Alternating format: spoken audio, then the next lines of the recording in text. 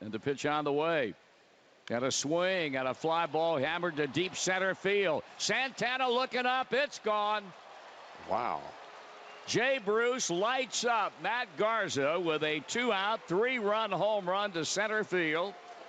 His 19th home run, and the Reds now have a 6-1 lead in the second inning. Get a chance to see it again, but I mean, he put an absolute unqualified charge into that pitch. He knew it was gone from the time it left the bat. So did Garza. Yeah. So did Santana. He didn't even run after it. That thing yep, sure did. Way up there.